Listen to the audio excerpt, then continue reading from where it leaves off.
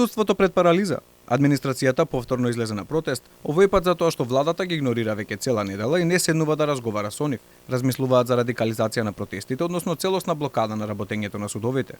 Веќе 7 месеци од март се ги бара своите права, односно покачување на платата за 78% од минимална плата и враќање на исплаќање на додатоците од 35% кои ни беаускратени откако им се покачи платата на функционерите.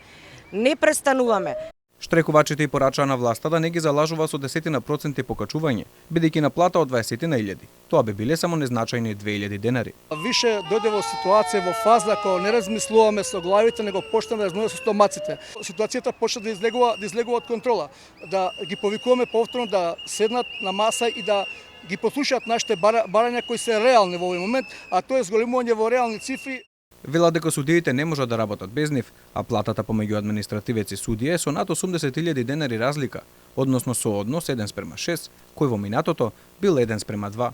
Нашето барање кој ни следува по закон 0.8 од вкупниот буџет на Република Македонија, доколку цел буџет се даде за судството, судската служба, немаме да имаме никаков проблем и за плати, и за реновирање и за се.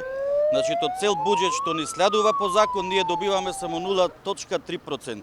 Покрај судската администрација и вработените од обвинителствата се незадоволни и дадоа рок од 10 дена на владата да одговори на нивното барање за покачување на платите.